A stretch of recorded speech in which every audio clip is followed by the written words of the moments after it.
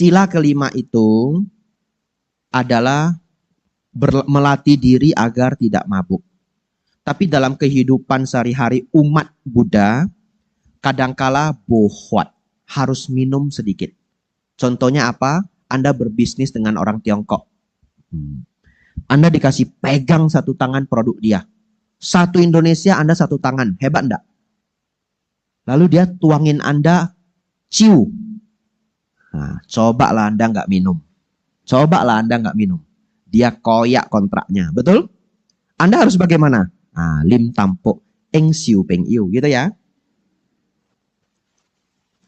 Gara-gara saya ngomong begini direkam, dipotong TikTok lagi ya. Mampuslah saya ya. Ada gerakan minumnya lagi. Ya. Minum sedikit, eng siu peng iu. Eng siu itu apa bahasa Indonesianya? Menghargai.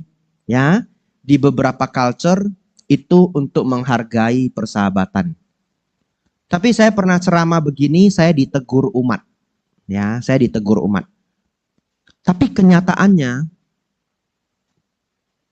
ada orang bekerja, ya bosnya meminta dia minum sedikit.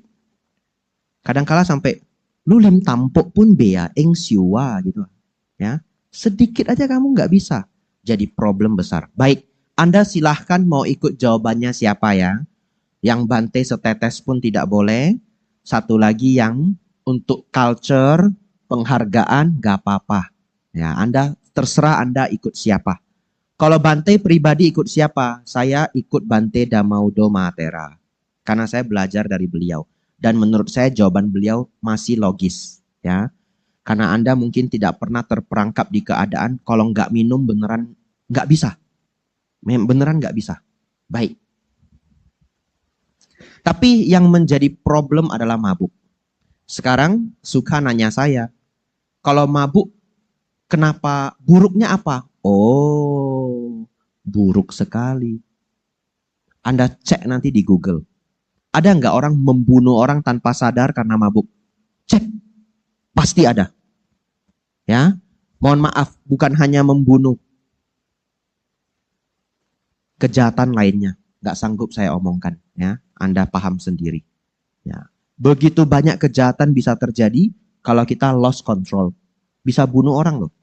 Bangun-bangun ibu kandung kita sudah meninggal coba. Duka atau suka? Duka yang sangat luar biasa. Aku salah garuka kama lagi. Ya. Jadi mabuk itu sangat berbahaya. Bahkan bukan hanya orang lain. Dia bisa bunuh dirinya sendiri karena mabuk. Karena dia sudah lost control. Lalu tidak hanya itu.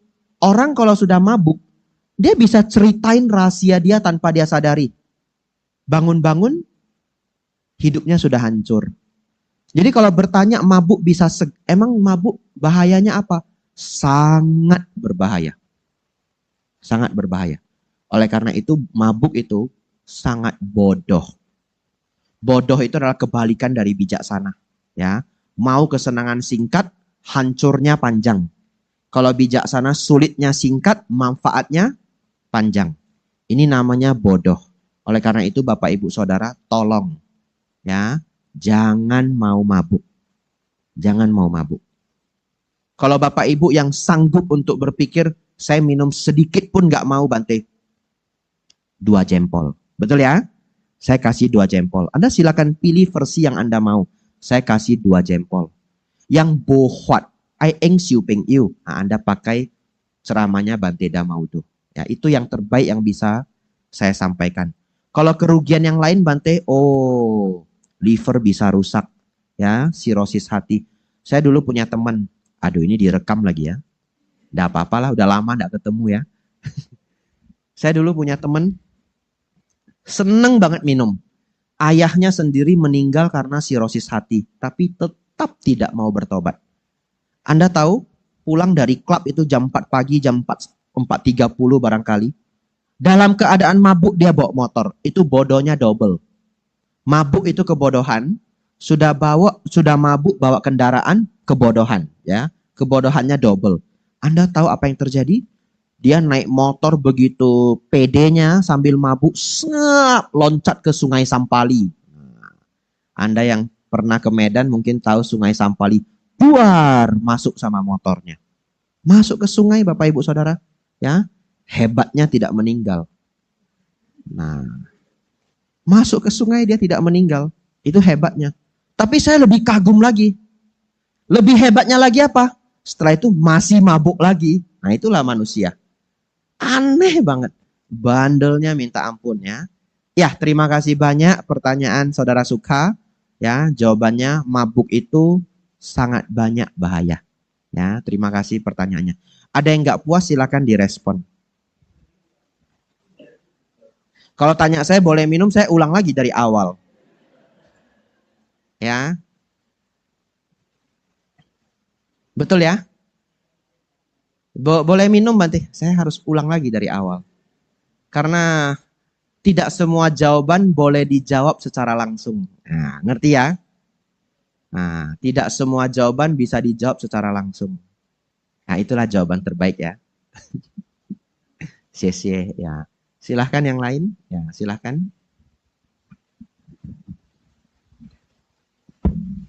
Nama budaya Bante, saya Paramita. Kebetulan saya juga ada pertanyaan dari teman saya yang non-Buddhis Bante. Jadi pertanyaan beliau begini, ada dua Bante. Di agama Buddha itu kan ada alam hewan ya Bante. Nah pertanyaan dia, apakah yang terlahir di alam hewan itu bisa mencapai penerangan sempurna?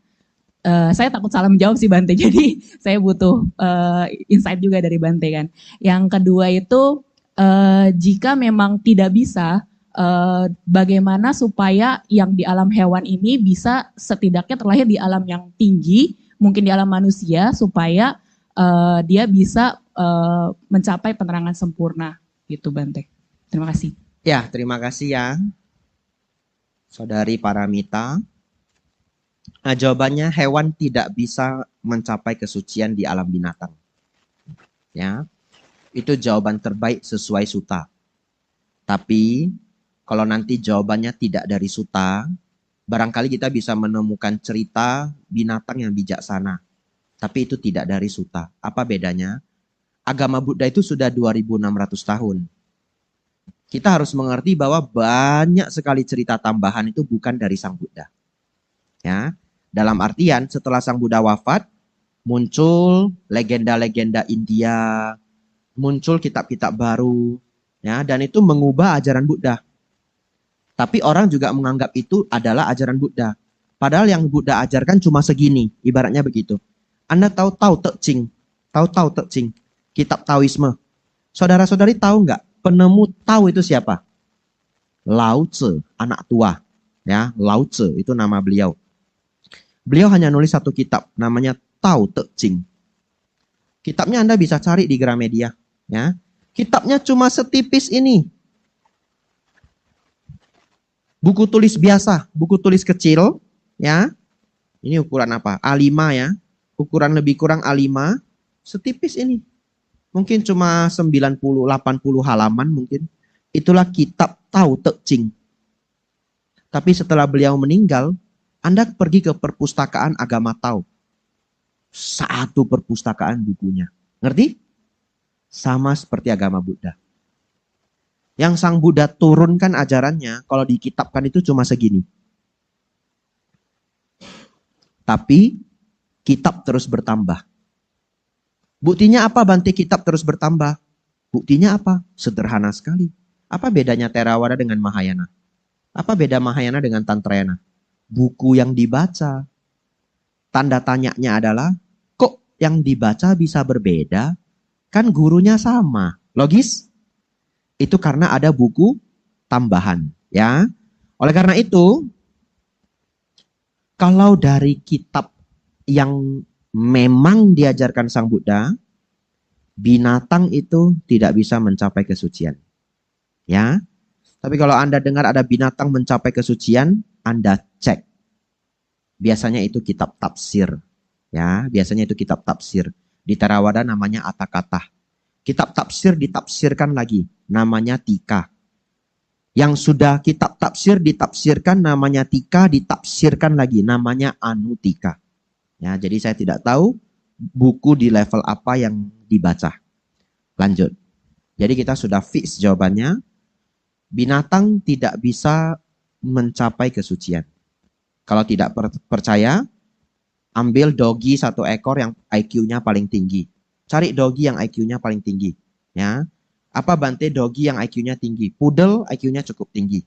Ya, Australian Shepherd IQ-nya cukup tinggi. Ya, Husky banyak drama ya. IQ-nya tidak terlalu tinggi, nangis-nangis saja dia. Ya, anjing itu sifatnya banyak ya. Saya sangat suka anjing ketika masih jadi umat. Nah, Anda cari dogi yang IQ-nya tinggi. Jelaskan dharma ke dia. Nggak ngerti dia. Ya, nggak ngerti. Lalu kalau Anda berpikir, Bante, anjing saya itu kalau saya kasih tahu dia ngerti kok. Enggak. Dia itu baca body language Anda. Dia sudah bisa nangkap feeling Anda. Nggak percaya? Nggak percaya saya tantangin. Dia paling suka makan apa? Nugget Bante. Oke. Anda taruh nugget di tempat yang tersembunyi. Terus kasih tahu dia. Wah mau kasih lu nugget loh. 10 potong. Tapi di rumah tetangga itu nomor 17. Lu datang aja ke rumah dia. Nuggetnya ada di sana. Saya jamin dia nggak ke sana. Nggak mungkin dia nggak mau nugget kan? Nah, tapi saya agak kasihan kalau saya ngomong begini ke Anda. Karena ada orang yang saking sayang sama doginya. Dia bilang apa? Dogi saya bisa ngerti saya Bante. Saya juga penyayang anjing. Ya, bukan mau merusak keyakinan Anda. Tapi dogi Anda tidak pernah mengerti Anda. Dia ngerti sedikit body language kita. Dia ngerti sedikit bahasa kita. Dia ngerti sedikit feeling kita. Yang dia bisa ngerti perkata. Perkata bisa. Ya, kalau Anda ngajari dia, ini, contoh ini. Tisu. Ini tisu, dia mungkin masih bisa dapat ngerti ini tisu. Ya, saya pernah baca penelitian, kalau tidak salah anjing bisa dapat sekitar 40-50 kosakata benda. Ya, dia bisa ngerti. Ya, kalau dia suka nugget, Anda bisa coba tes dia. Pisang, dia diam. Apel, keju, nugget. Bangun dia ya. Dia tahu perkata. Nomor 2. Tapi bagaimana Bante agar para binatang Tiraksana bisa mencapai tingkat kesucian? Rumusnya sama kok. Mereka harus menunggu karma buruknya habis. Ya, menunggu karma buruknya habis, lahir lagi. Setelah lahir, berjuang belajar dharma. Yang mana sungguh sangat sulit. 1, sungguh sulit terlahir sebagai manusia. Yang kedua, sulit pula mempertahankannya. Yang ketiga, sungguh sulit kehidupan manusia. Yang keempat, sulit pula bertemu dengan dharma. Selanjutnya, sulit pula mempraktekkannya. Ya, jadi dia harus melewati level-level sulit yang begitu banyak. Lalu, Anda yang sudah melewati itu semua, nasib Anda ada di tangan Anda. Ngerti maksudnya ya? Kita nggak sadar loh, kita bisa duduk di sini, kita sudah melewati berapa banyak kesulitan ya. Ya, jadi daripada kita khawatir dogi yang ada di rumah, Anda yang sudah dekat sekali dengan pencapaian kesucian, Anda harus berjuang. Ya. Ada salah satu video Bante Damadiro, beliau mengatakan Sotapanna itu tidak sulit. Ya, jadi mohon Bapak Ibu Saudara berjuang mencapai Sotapanna. Beliaunya mengatakan Sotapanna itu tidak sulit. Biasanya saya kasih pelajaran namanya 10 samyojana. Di sana saya bahas bagaimana mencapai Sotapanna. Ya, 10 samyojana. Anumodana pertanyaannya. Terjawab semua? Ya, sia-sia ya, sama-sama. Silahkan, Ci. Namo Buddhaya Bante. Nah, Namo Buddhaya. tentang binatang lanjut ya. Nah, ini 20-an tahun yang lalu saya pernah miara 2 ekor kura-kura matahari, sangat kecil, paling segini ya. Nah, saya masih jauh dari Buddhism dulu. Berapa tahun yang lalu? 20-an tahun yang lalu. 20 tahunan. Iya. Oke. Itu 2 ekor kura-kura kecil. Saya tuh penyayang binatang tuh memang sayang banget. Semua binatang saya sayang. Jadi saya tiap hari tuh kasih dia makan buah-buahan. Suatu hari saya tuh nggak sadar, saya tuh belum belajar Buddhism ya, nggak tahu tentang meta juga. Tapi saya lagi kasih dia makan, tiba-tiba timbul dari dada saya meta yang luar biasa, udah tak terbatas. Setelah masuk Buddhism saya baru sadar, oh itu meta yang terpancar. Nah, waktu saya meta tuh keluar ya, cinta kasih yang luar biasa kepada 2 ekor kura-kura. Tiap hari kan saya kasih makan buah, ya dia manjang makan, kecil, kepalanya kecil banget. Saat saya metanya memancar, itu 2 ekor berhenti makan, 2 ekor kepalanya memanjang dan mulutnya sangat lebar. Pertama kali saya melihat kura-kura punya mulut yang sangat lebar, benar-benar. Dan dua-dua menatap ke saya dan mulutnya buka dan dia bersuara yang luar biasa kencang. Seakan-akan dia mengajak saya bicara. Nah itu tadi kan Bante bilang binatang nggak bisa mencapai pencerahan. Tapi saat saya meta terpancar itu 2 ekor kura-kura seakan-akan membalas. Berarti dia kesadarannya gimana tuh Bante? Kalau kesadarannya tinggi berarti dia bisa mencapai pencerahan dong Bante. Iya, jawaban terbaik yang bisa saya berikan, mereka merasakan meta dari ibu. Ya, bahkan gajah yang mau menabrak Sang Buddha, dilepas oleh Dewa Data, itu berhenti di depan Sang Buddha karena meta Sang Buddha. Jadi binatang itu sangat peka dengan feeling. Ya, tetapi binatang tidak pernah di level bisa memahami Dharma sampai mencapai kesucian. Saya tahu ini jawaban yang tidak memuaskan, ya. Tapi fakta adalah kebijaksanaan. Saya selalu berprinsip fakta adalah kebijaksanaan. Ya, jadi kalau binatang bisa mencapai kesucian, pasti terekam di dalam sutta. Sang Buddha memberikan khotbah yang cukup sering kepada para hewan. Karena Sang Buddha sangat rajin, ya, tetapi tidak. Sang Buddha kasih jadwal itu manusia dan dewa. Ya, Sang Buddha sangat rajin. 1 orang aja berpotensi beliau akan ajarkan Dharma. Ya, tetapi kenyataannya dalam jadwal beliau tidak ada sesi untuk hewan. Ya, Ibu mau merespon apa boleh? Terima kasih. Dan 2 ekor kura-kura itu setelah 2 minggu atau 3 minggu kemudian, dua-duanya digerogotin tikus. Digerogotin tikus. Dia kan cangkangnya gede kan, cangkangnya kan keras kan. Digerogotin sampai jadi daging-daging kelihatan. Aduh, bayangin betapa sakitnya. Tapi ya saya nggak bisa berbuat apa-apa. Terlalu kecil juga nggak bisa dibawa ke dokter. Ya mau tak mau, ya tunggu dia mati aja gitu. Dan saya juga belum bisa baca Parita. Nah, makasih Bante. Ya, tidak apa-apa ya. Itu memang keadaan mereka lahir di alam menderita. Kita memang sangat sayang sama binatang ya. Mereka lucu, bisa jinak ya. Tetapi mereka terlahir di sana juga karena ada hal buruk yang mereka lakukan dulunya. Kita hanya bisa berharap semoga itu kelahiran yang terakhir dia menjadi kura-kura. Ya, semoga itu kelahiran terakhir dia sebagai kura-kura. Ya, saya punya sedikit keyakinan. Ya, tidak ada di sutta, tapi saya punya sedikit keyakinan para binatang itu yang bisa menjadi hewan peliharaan manusia, disayang oleh manusia. Saya berpikir bahwa karma buruk mereka di alam binatang itu sudah mulai menipis. Karena kalau dia tinggal di alam liar itu kan setiap detiknya bahaya. Dia bisa dimakan setiap detiknya, betul ya? Tapi dia bisa disayang, makanannya enak, ya. Ada dogi yang tidurnya ber-AC gitu. Musang kadang tidurnya ber-AC. Ya itu sedikit pertanda karma buruk di alam binatang dia itu sudah sangat sedikit. Ya, jadi sedikit keyakinan saya, barangkali makhluk-makhluk yang sudah jadi hewan peliharaan itu jauh lebih berpotensi naik ke alam selanjutnya, naik ke tingkat yang lebih tinggi. Ya.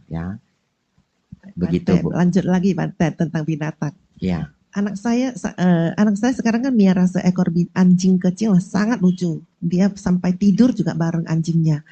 Jadi kan di dalam ajaran Buddha kan menjelang ajal jantung sudah berhenti, otak kan belum berhenti. otak kan masih berpikir apa semua karma keluar.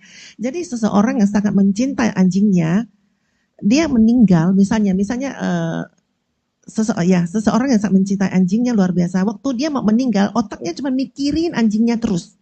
Apakah dia akan terlahir menjadi anjing nggak, Bante? Tidak, Walaupun dia mikirin anjing itu terus. enggak. Tidak ada teori seperti itu. Aman. Ya, karena setiap orang pada umumnya sebelum meninggal dia punya kecintaannya masing-masing. Ya, ada yang sangat cinta anaknya, ada yang sangat cinta rumahnya, ada yang cinta hobinya, hewan peliharaannya, komunitasnya, itu enggak apa-apa. Ya, kita akan terlahir kembali sesuai dana sila kita. Kebajikan, merawat sila atau tidak. Di dalam suta, yang bisa terakhir sebagai anjing itu kalau dia praktek seperti anjing. Jadi ada orang praktek persis seperti anjing di zaman Sang Buddha. Namanya Pertapa Sunakha. Nah, jadi setelah Sang Buddha lihat, dia Pertapa Sunakha ini datang ke Sang Buddha lalu nanya, kemana saya akan terlahirkan Sang Buddha? Sang Buddha jawab, setelah kelahiran ini, setelah kehidupan ini, engkau akan jatuh ke alam neraka. Sampai Sang Buddha seperti itu. Tapi apabila engkau masih memiliki karma baik yang cukup, engkau bisa lahir sebagai seekor anjing. Nah, dia menangis sedemikian rupa. Ya, dia punya teman satu lagi praktek seperti sapi. Jadi mereka manusia.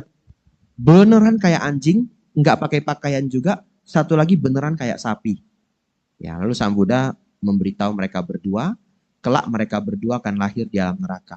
Tapi kalau masih ada kebajikan lampau, mentok-mentok yang satu lahir jadi anjing, satu lahir jadi sapi. Lalu keduanya nangis bersama. Ya, tapi tetap tidak mau berubah. Itulah pandangan saking kuatnya. Tetap seperti itu. Dia saking mencintai pandangannya. Ya, saya juga ketemu orang-orang yang bukan Buddhis, sudah belajar Buddhis, dia jawab saya, Bante, Buddhis paling masuk akal. Tapi dia tetap tidak bisa berpindah menjadi Buddhis. Aneh ya? Ya, itulah saking kuatnya keyakinan dia yang sudah terbentuk. Ya. Jadi kalau hanya rasa sayang terhadap anjing, enggak akan masalah. Karena yang menentukan kelahiran kita adalah kualitas dana, kualitas sila, kualitas panya. Gitu. Begitu ya, Bante. Makasih, Ya. Bante. Sama-sama ya. Saya tahu jawabannya belum bulat banget, tapi nggak mau saya bahas. Kalau saya bahas 1 jam, ya itu nanti saya tahu ada yang sudah mikir nih.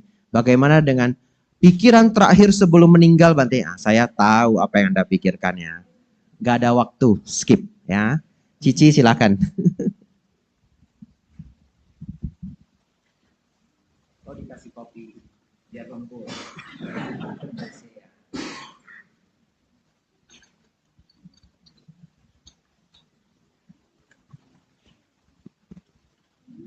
Ya, sadu-sadu. Ya, sehat selalu, bahagia selalu.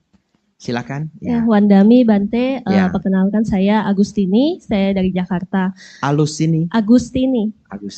Ya. Bante, saya ingin bertanya, tadi ketika Bante mengatakan tentang perumpamaan pembalap dan mekanik itu, saya teringat pada kata-kata Buddha, kalau saya tidak salah ingat adalah bahwa ajaran itu seperti rakit. Perumpamaan seperti itu. Nah, yang ingin saya tanyakan adalah dari yang saya rasakan sendiri dan saya amati, terkadang sebagai umat Buddha itu bisa salah fokus, Bante. Maksudnya salah fokus pada rakitnya. Jadi tidak pada tujuannya seperti itu. Jadi yang ingin saya tanyakan yang pertama adalah bagaimana supaya kita tidak salah fokus begitu untuk tetap pada tujuannya dan bukan pada rakitnya. Yang kedua, dalam suta tersebut. Satu dulu, oh, ya, baik, karena Bante. sulit. Ya. Baik, Bante. Satu dulu, baru nanti lanjut nomor Baik, 2. Bante. Ya.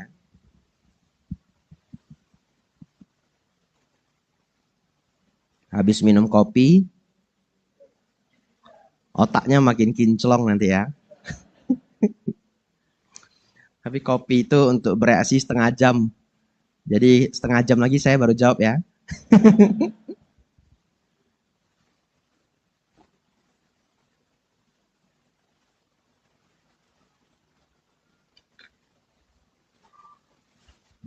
Baik, pertanyaan yang sangat bagus, sangat bagus.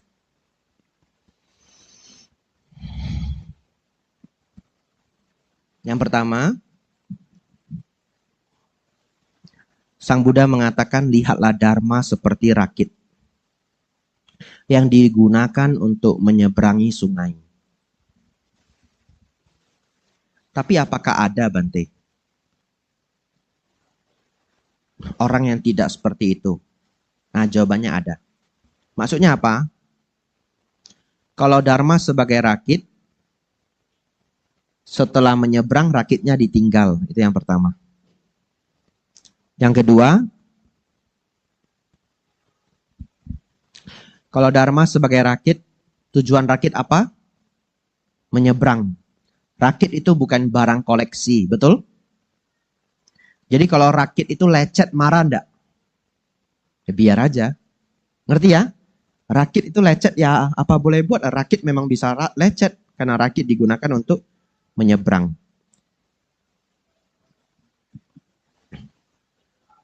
Sekarang rakit itu adalah Dharma. Menyeberangnya apa?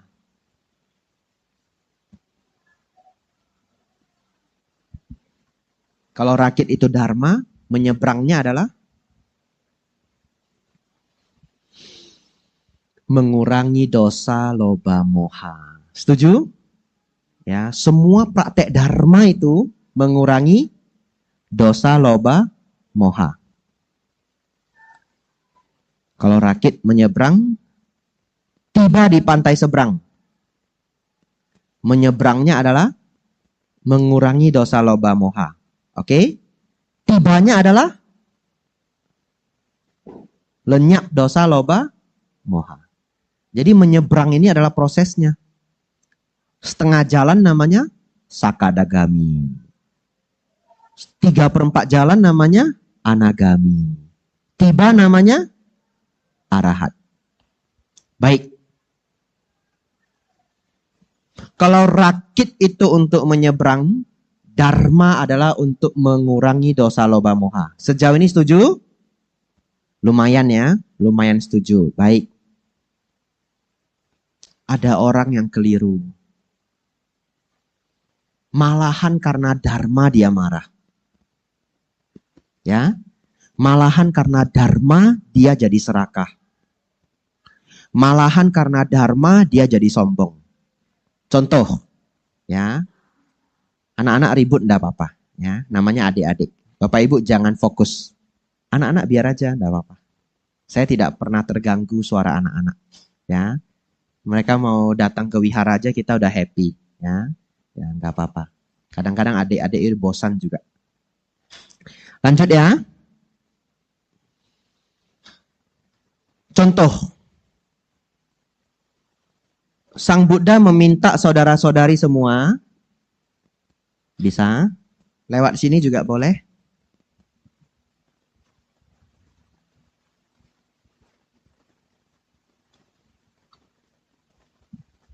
Sang Buddha meminta kita menurunkan kemarahan. Betul? Betul. Tapi kalau kadang demi membela Dharma seseorang menjadi marah, salah jalan enggak? Itu ketika dia tidak menggunakan Dharma sebagai rakit. Ngerti maksudnya ya? Nah, lanjut. Dharma untuk ngurangin keserakahan. Kadang-kadang orang karena Dharma jadi serakah. Contohnya apa? Bante, saya stres. Kenapa stres? Umat Buddha jumlahnya terus menurun. Saya sampai susah makan, Bante. Wihara sekarang sepi. Dharma itu kan supaya nggak stres. Ini orang karena Dharma jadi stres. Kalau jawaban saya apa? Ya biar aja sepi. Yang penting serius dengerinnya. Betul nggak? Kalau yang datang cuma 6, tapi dengerinnya sepenuh hati begini. Seneng nggak yang ngajar? Saya seneng kok. Ya, daripada 25 orang tapi nggak denger. Liatin saya sih liatin, tapi pikirannya besok masak apa ya? Nanti pulang mau nonton apa ya? Nanti ngomong kok nggak selesai-selesai ya. Saya mengajar Bapak Ibu seminggu 4 sampai 5 kali. Jadi saya liatin Bapak Ibu begini, Anda dengar nggak dengar ketahuan. Ya, ketahuan karena saya sudah sangat sering mengajar, lebih kurang begitu ya. Nomor 2, malah karena dharma dia jadi serakah.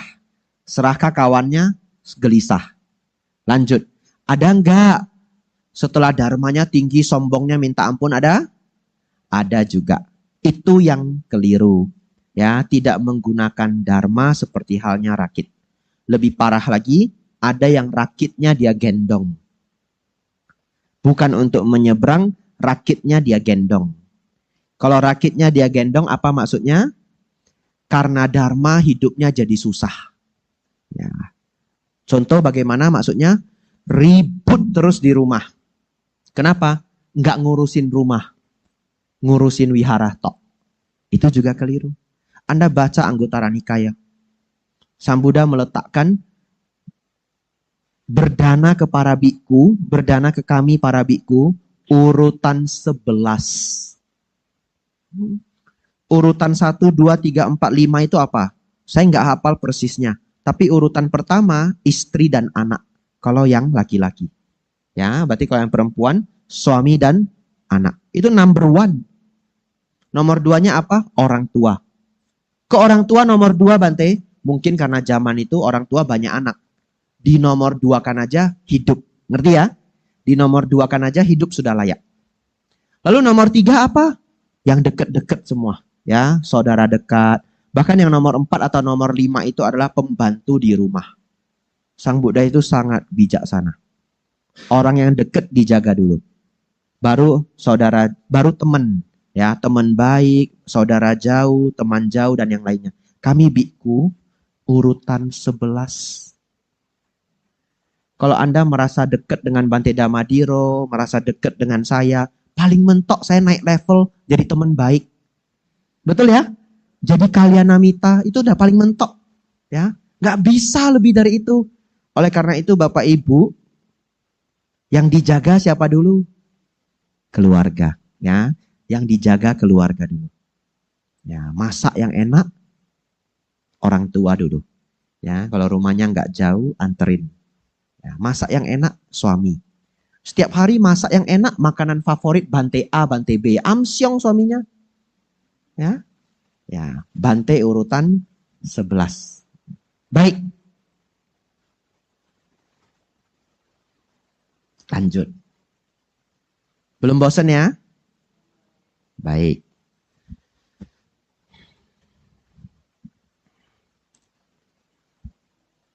Ini agak tinggi ya. Siap-siap ya. Mau minum kopi dulu enggak? Harus bisa membedakan Buddhism sebagai agama dan Buddhism sebagai spiritualisme. Nah, ini dalam ini. Ya. Buddhism as a religion and Buddhism as spiritualism. Spiritualisme. Apa bedanya? Kalau kita bercerita agama Buddha sebagai agama, ya, maka kita akan bercerita apa? 1, organisasi. 2, budgeting. Nggak ada budget, nggak bisa ini AC pakai uang listrik ini. Betul nggak? Ya, budgeting. Kita cerita apa? Manajemen. Kita cerita apa? Hierarki. Kita cerita apa? Jumlah angka. Umat ada berapa? Beberapa wihara ada absennya. Betul? Ya, itu masalah sebagai agama.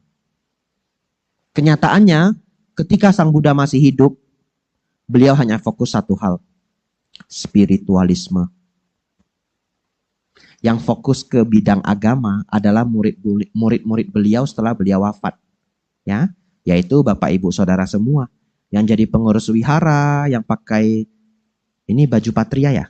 Nah, yang pakai baju patria, ini muncul setelah Sang Buddha wafat. Betul ya? Jadi volunteer patria bisa stres enggak? Bisa stres juga. Kadang proyek besar itu stres. Bisa berantem juga kadang. Betul ya? Lalu orang berpikir, Belajar agama Buddha malah jadi berantem. Enggak. Kita harus bisa membedakan sebagai religion sama sebagai spiritualisme. Kalau udah ngurus ITC, acara 2,5 M, 3 M, nggak mungkin lah nggak ada konflik. Betul ya? Si A maunya gudeg, si B maunya Kentucky. Ya udah. Konflik. Tapi itu bukan salah Buddhisme. Ya, itu adalah proses dari berorganisasi. Wajar terjadi. Konflik itu untuk apa? Untuk nyocokin ide. Nah, yang perlu kita sadari adalah selesai konflik harus ada solusi. Kalau bisa jangan konflik. Kalau bisa jangan konflik. Tapi kalau sampai konflik pun harus selesai dengan solusi. Setelah itu berdamai. Setelah itu mendewasakan diri. Setelah itu jangan sering konflik. Begitu ya? Kalau spiritualisme, Bante, cuma 7. Nggak ada cerita lain. Ya, cuma 7. Apa yang 7, Bante? Adosa, aloba, amoha. Tidak marah, tidak serakah, tidak sombong. Kita tes ya. Untuk apa berdana? Latihan supaya tidak gampang serakah. Itu yang benar. Ada yang nggak benar juga. Supaya bisnis makin lancar, Bante. Nah, itu berdana tapi masih ada serakahnya. Not bad lah untuk pemula ya. Nggak apa-apa lah. Berdana di tahap awal supaya ngasih 100.000 ngarapnya 1 M. Ya kan begitu ya. Beli capcay kasih Bante. Bante ini capcay Bante. Restorannya best punya. Doakan ya Bante bisnis saya jadi 3 cabang. Gitu. 100.000 ganti 1 M. Nah, biku juga nggak apa-apa. Ya, semoga sukses ya, semoga lancar. Ada nggak keserakahan di balik berdana itu? Nggak sadar ya? Tapi nggak apa-apa. Tahap awal nggak apa-apa. Harus dipuji. Ini ceramah Bante Damadiro di Perbaungan. Mungkin 2 tahun yang lalu. Orang berdana, alasannya baik, alasannya belum sempurna. Harus dipuji, betul? Nanti kan dia sering datang ke wihara, berkembang. Nah, yang sudah spiritualnya tinggi, ketika dia berdana, Anda tanyain, kamu berdana untuk apa? Latihan, ngurangi keserakahan. Itu aja belum tentu 100%. Manusia itu belum tentu 100%. Saya belajar latihan, ngurangi keserakahan. Dalam hati kecil, keluar bisik-bisik. Sama supaya semoga toko jadi 5 cabang. Ya, tapi not bad ya. 70% ngurangi kemelekatan, 30% supaya ada karma baik. Semoga anak saya aman-aman kuliah di luar negeri. Betul? Manusiawi enggak apa-apa. Berproses, berproses, berproses. Adosa, aloba, amoha. Semua 5 sila, dana, dengar dharma, meditasi, adosa, aloba, amoha. Tambah 4 lagi. Meta, karuna, mudita, upeka. Selesai. Jadi kalau ada yang nanya saudara-saudari, spiritualisme itu apa sih? Jawabnya itu. Adosa, aloba, amoha. Meta, karuna, mudita, upeka. Kita buktiin. Orang yang dianggap suci oleh semua orang. Satu negara nganggap ini orang suci. Begitu dia merendahkan seseorang, gak ada yang mau nganggap dia orang suci. Betul? Kasih contoh yang lain. Ada satu orang, semua orang menganggap dia orang suci. Semua orang, termasuk kita. Misalkan ya. Lalu satu ketika dia datang, kita cuma nanyain begini. Hari ini nginap apa enggak ya? Langsung dia banting, ini vas bunga dia banting, ya Allah dia banting. Saya baru datang, nanya saya kapan pulang? Nanya saya nginap apa enggak? Mau ngusir saya ya? Duar, barang dibanting-banting semua. Anda masih mau nganggap dia orang suci? Anda lihat sendiri. Suci itu tidak bisa dihadiahkan. Ya, suci itu adalah hasil latihan. Spiritualisme itu bahasa universalnya hanya 7. Adosa, aloba, amoha. Meta, karuna, mudita, upeka. Kalau mau dikurangi boleh. 3 tok. Adosa, aloba, amoha. Apa itu adosa, aloba, amoha? Nibbana. Habis. Ya. Itu jawabannya ya. Panjang banget ya. Dapat enggak kesimpulannya? Dapat Bante. Ya. Namodana. Masih boleh yang kedua Bante? Boleh. Yang kedua sambungannya Bante. Iya. Kan kalau kata Buddha pada akhirnya rakit itu harus ditinggalkan. Ya. Jadi kapan yang disebut rakit itu harus ditinggalkan Bante? Pencapaian nibbana. Oh, pencapaian Nibbana. Ya. Pencapaian nibbana. Ya. Ini sangat teknis. Tetapi semua yang adanya itu adalah bagian dari consciousness. Tapi ini teknis sekali ya. Saya hanya kasih sedikit, sisanya nanya Bante Damadiro. Ya, ini teknis sekali ya. Kalau terlalu mendalam saya kesulitan juga menjawab. Nya itu artinya berhubungan dengan sesuatu yang kita ketahui. Sanya, winyana, ya. Yang ada nya, panya, ya, sesuatu yang kita ketahui. Ketika seseorang mencapai nibbana, bahkan kesadaran itu lenyap dalam dirinya. Ya. Jadi ketika seseorang mencapai nibbana, tidak ada winyana di dalam nibbana. Ya, jadi itu teknis yang sangat tinggi, tidak bisa dibayangkan. Kita hanya bisa belajar teorinya, tapi kita nanti benar-benar mengerti kalau kita mencapai nibbana. Ya, jadi ketika kita mencapai nibbana, ibarat kata kita meninggalkan semuanya. Begitu ya. Baik Bante, Anumodana Bante. Sama-sama. Ya. Yang lain mau bertanya silakan. Ya, silakan. Kita tadi mulai jam berapa? 5.30 ya.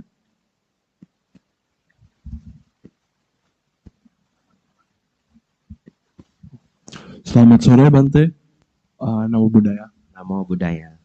Perkenalkan saya Alex, saya dari Jakarta. Saya mau nanya soal, tadi kan Bante ada ngajar soal kesabaran ya dalam kehidupan gitu. Kan berarti Dhamma itu untuk meningkatkan kesabaran gitu. Nah, saya penasaran aja. Dalam beberapa kasus itu kan, terutama dalam berbagai hal aspek dalam hidup, misalnya buka usaha, investasi, atau mungkin punya hubungan dengan ya pacar atau apa. Nah itu kan ada aspek berhubungan dengan apa, maaf? Ya berhubungan dengan teman atau pacar atau lainnya. Ya, nah itu kan kita pasti ada banyak cobaan ya, maksudnya tantangan di sana gitu. Mungkin bisnisnya susah atau ya buka usaha kan pasti naik turun gitu. Atau mungkin kalau punya hubungan sama teman atau pacar bisa ada ribut-ribut. Nah, ya saya pengen tanya soal gimana cara kita tahu bedanya kita sedang melatih kesabaran atau kayak kita sedang apa ya kebodohan gitu loh. Karena kan kalau misalnya kita diam di suatu tempat berharap ada perubahan, ya lama-lama kayak kesannya bodoh gitu. Padahal ya mungkin kita berusaha untuk bersabar, mengharapkan perubahan yang lebih baik, tapi ya kita malah dimanfaatkan dari keadaan, malah kita yang rugi gitu. Ya, terima kasih. Baik, bersabar itu skill dari banyak skill lain yang harus kita miliki juga. Ya, jadi bersabar itu skill yang sangat luar biasa. Skill tingkat sangat tinggi. Bahkan Sang Buddha mengatakan kesabaran adalah tapa tertinggi. Tapi skill kita nggak boleh satu. Ya, kita harus skillful. Bahu sacak cak si panca winayo cak susikito. Banyak belajar, banyak berpengetahuan. Ya, memiliki attitude yang baik. Artinya skill kita nggak boleh satu. Nah, bayangkan ada istilah sometimes we win, sometimes we learn. Betul ya? Kadang kita menang, kadang kita belajar. Kalau pas kalah kita belajar. Betul, pas kalah kita belajar. Tapi lebih nyaman mana? Orang yang sabar atau orang yang tidak sabar? Sama-sama belajar. Orang yang sabar ketika dia kalah, dia nggak terlalu stres. Lalu dia belajar.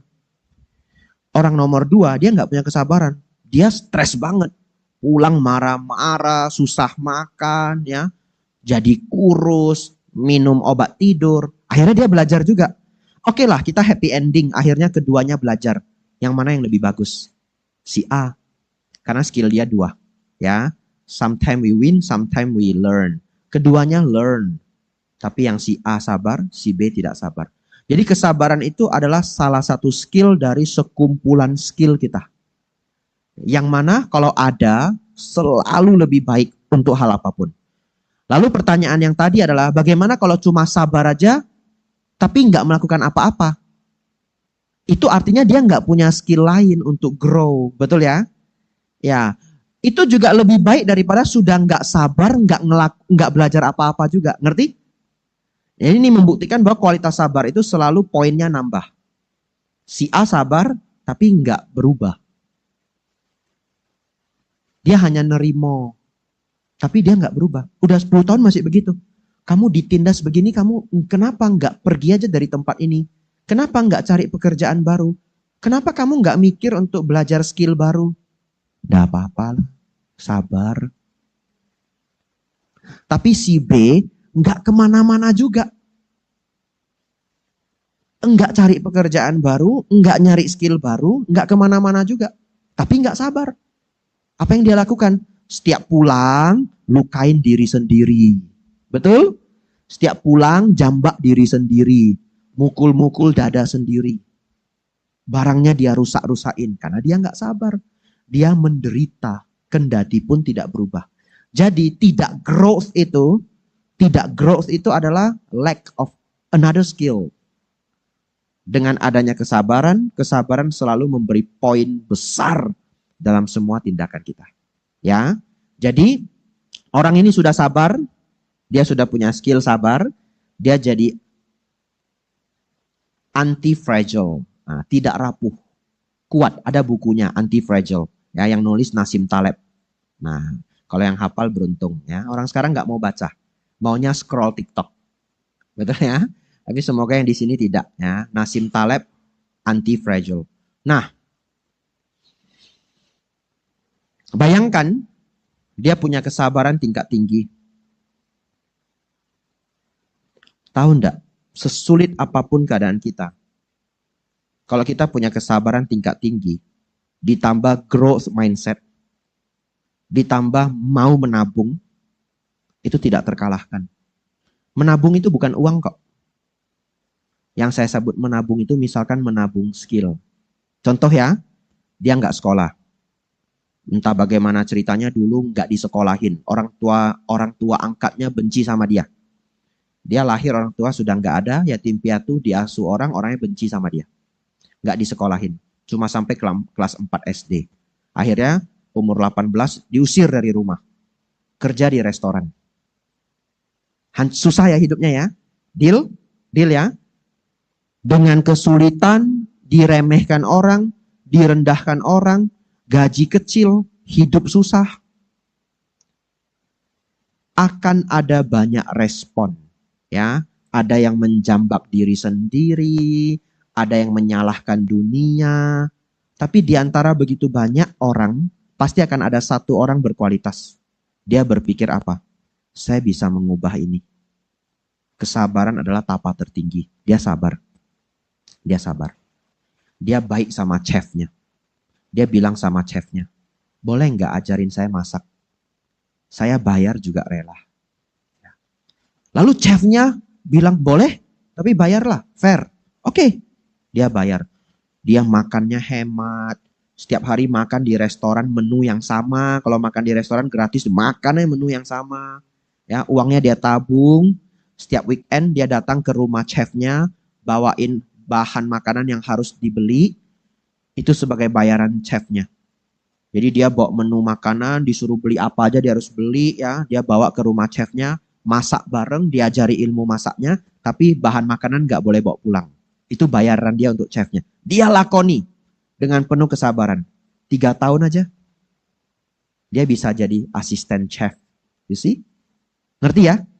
Jadi masalah growth itu adalah skill yang lain. Tapi kalau nggak ada kesabaran, belum tentu loh dia bisa begitu. Ini kisah dari siapa salah satunya? Michael Faraday. Ya, penemu teori listrik. Michael Faraday itu ikut seorang profesor, profesornya galak minta ampun, karakter hancur-hancuran, dia sangat tersiksa. Ya, dia diremehkan, dia dimarahi, diperintah ini itu. Dia nulis rumus kelistrikan yang sangat bagus. Kasih lihat ke profesornya. Profesornya lihat gini, kamu tahu apa sih kamu? Gak usah sok-sok lah bikin rumus. Kamu tahu apa sih? Gak usah begitu. Kalau nggak salah dia ikut profesor itu 7 tahun. Terhina, tersiksa, diremehkan, kerja keras. Begitu dia memutuskan rumus saya bagus. Satu ketika dia hadir di pertemuan para saintis. Dia perlihatkan semua catatan rumus dia. Semua saintis terdiam. Kok bisa ada ilmuwan sehebat ini baru muncul hari ini? Tapi yang orang tidak lihat adalah 7 tahun bersabar. Betul? Kalau dia nggak bersabar ikut profesor itu, dia juga nggak bisa sepintar itu. Biarpun profesornya galak, nggak bagus dan sebagainya, ilmunya kan nurun. Betul ya? Ya kayak dokter, magang sama dokter yang besar, magang sama dokter terkenal, galak, dimarah-marahin, merepotkan. Tapi bagaimanapun kan setiap kali dia diagnosa kita lihat, betul ya? Dia neken-neken gini, langsung tahu ini limfa bermasalah. Nah, biarpun dia galak, attitude buruk, hebatnya begitu. Megang-megang begini. Ah, ini liver nggak masalah ini, nggak masalah, ya. Nah, resep. Yang magang bisa nggak lihat resepnya? Oh, buka obatnya ini. Ya, seburuk apapun attitude dokter guru besar itu, bersabar 5 tahun dapat ilmunya. Ya, itu ada di buku Mastery yang nulis Robert Greene, The Story of Michael Faraday. Ya, jadi saudara-saudari, orang yang bisa bersabar dan mau berkembang bisa dikatakan sangat sulit ditaklukkan. Ya, jadi semoga semuanya meningkatkan kesabaran. Ya. Anda yang sudah ngantuk dan bosan, bersabar juga. Masih kuat? Wah, masih ya. Masih Bante. Saya ikut Anda kok. Ya, Anda mau pulang jam 7:30 ya saya ikut. Anda mau pulang jam 8 ya saya ikut ya. Anda mau pulang jam 9 ya saya ikut gitu. Tapi saya lihat sudah pada lemas, ya. Nah, jadi kita coba 2 pertanyaan terakhir ya. Ya, kok nanti masih sangat semangat kita tambahin 1 atau 2 lagi. Ya, lalu kita tutup ya. Silakan 2 pertanyaan terakhir. Tadi sia-sia ya, sudah pas belum jawabannya? Pas ya, ya sadu. Silakan Ci. Ibu ini namanya siapa? Bu Victoria. Kura-kuranya sulcata ya? Oh, itu bukan sulcata ya? Ada yang ahli kura-kura enggak? Enggak apa-apa Bu, jangan dipikirkan. Ya, mungkin itu nama latinnya sulcata. Ya. Atau berbeda Bu? Jenis kura-kura yang hidup di darat.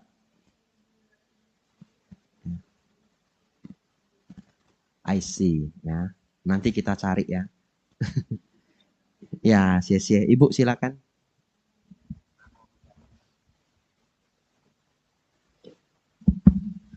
Saya Rosita dari Jakarta. Ya, Bante saya mau nanya pertanyaan buat anak saya. Saya datang sama anak saya. Iya. Bukan satu.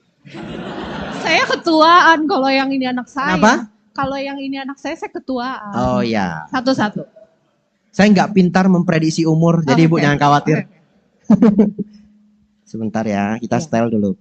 Ya, lanjut Bu. Ya, jadi yang mau saya tanyakan Bante begini, gimana cara menasehati atau make sure anak kita di masa depan yang saat ini kan tentunya dia nggak ngelewatin apa yang kita sudah lewatin dulu. Mungkin kan zaman dulu susahnya dengan zaman sekarang beda. gimana supaya dia nggak jadi yang dibilang generasi strawberry, tapi juga maksudnya biar dia tangguh gitu. Nah, seperti apa nasihat dari Bante untuk remaja yang akan menjalani kehidupannya mendatang gitu Bante. Makasih Bante.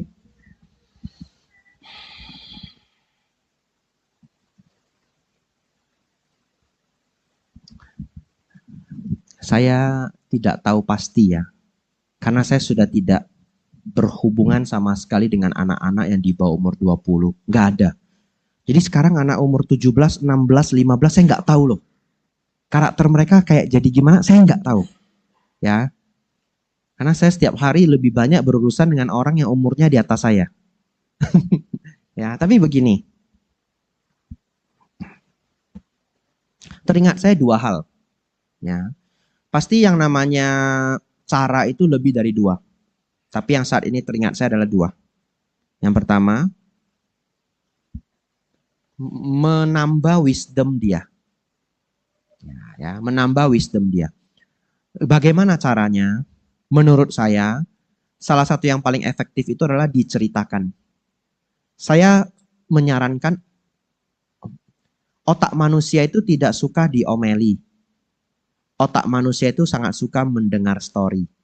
Ya. Jadi kalau Anda perhatikan, saya juga berusaha mengubah ajaran Buddha ke dalam story dan itu sulit. Tapi kenapa saya bisa melakukannya? Karena saya dibesarkan dengan story. Mama saya itu sangat jarang mengomel. Hebat. Ya, dia ngomelin papa saya aja. Anak nggak diomelin, ya, saking sayangnya. Ya, saking sayangnya nggak ngomelin anak, ngomelin papa. Nah, hebatnya, papa saya juga tipe yang nggak ngomelin anak. Aneh loh. Rumah saya itu nggak ada yang ngomelin anak. Anak mungkin tidak percaya. Saya pulang jam 1 aja nggak dimarahin. Aneh kan? Nah, jadi saya kadang bingung kalau orang tua curhat ke saya, Bante anak saya bandel begini. Tapi ini gawat juga ceramah saya ini. Boleh apa enggak ini ya? Direkam nih. Tapi harus ingat ya, setiap keluarga kondisi berbeda-beda. Itu dulu ya. Setiap anak sifat berbeda-beda. Itu dulu ya. Saya nggak bisa samain semuanya. Tapi kadang saya dengar curhatan dari para ibu ke saya, Bante anak saya bandel begini. Saya tanya, bandelnya apa Bu? Dia sering pulang malam Bante. Kadang jam 10 baru pulang. Saya jam 1. Bante anak saya pernah kedapatan merokok. Saya merokok juga. Dulu. Kadang-kadang. Lalu. Bante anak saya sering nginap di rumahnya. Saya dari kelas 3 SD nginap di rumah sepupu. 5 SD sudah boleh nginap rumah teman. Terkejut kan? Saya 5 SD nginap rumah teman. Setiap minggu barbecue. Sampai tamat SMA. Ganti-ganti teman. Ya, yang SD kelas 5 boleh karena rumahnya dekat. Rumahnya dekat. Boleh nginap. Saya boleh nginap rumahnya, dia boleh nginap rumah saya. Mama saya cuma punya satu syarat. Gak boleh bohong. Jadi kalau saya mau bilang saya mau ke rumah siapa, ke rumahnya si A. Gak boleh bohong. Mama saya bilang, saya cuma minta kamu jangan bohong ya. Izin aja, boleh kok. Kalau gak boleh, pasti karena beneran gak boleh. Maksudnya beneran gak boleh itu ada alasannya. Ya, karena saya itu hampir dibolehin semuanya. Jadi ketika mama papa saya bilang, ini lu mai gila, yang ini lu jangan pergi lah. Saya langsung percaya, karena saya jarang dilarang. Ya, lanjut. Jadi, saya juga bingung. Parent saya, orang tua saya punya 3 anak, gak ada yang bandel. Gak ada yang bandel? Coba, Anda mau tahu bandelnya gak bandel kayak apa? 1, jadi guru. Gak bandel ya? 1, jadi dokter. Gak bandel ya? 1 paling gak bandel, jadi biku. Lalu saya pernah nanya mama saya. Pakai Hokkien ya, biar dramatis ya. Ma, lu ciknya si Ancoa, mak. Kok bebas begitu, ma kamu rawat anak gimana sih? Kok bisa bebas begitu, tapi anakmu gak ada yang bandel? Aneh ya? Tahu nggak mama saya jawab apa? Cikia miacui lah. Coba gitu. Nah, artinya apa? Rawat anak itu untung-untungan kata gitu. Untung-untungan. Kalau anak mau baik ya baik, mau nggak baik ya nggak baik. Itu jawaban mama saya, tapi saya nggak percaya. Saya nggak bisa masuk logika. Rawat anak nasib-nasib. Ya orang lain rawat anak apa boleh kayak anak ayam gitu. Nasib-nasib lah. Ya. Ternyata enggak. Setelah saya renungkan, enggak. Mama saya sangat pinter. Sangat pinter. Dia ngajarin kita jujur. Ternyata kalau kita jujur, dia dapat dua hal. Satu, semuanya saya ceritain ke dia. Jadi dia bisa tahu kehidupan saya di luar.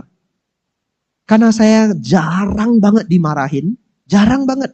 Ya saya ceritain aja semua. Saya ceritain semua. Ya, jadi dia bisa nilai hidup saya.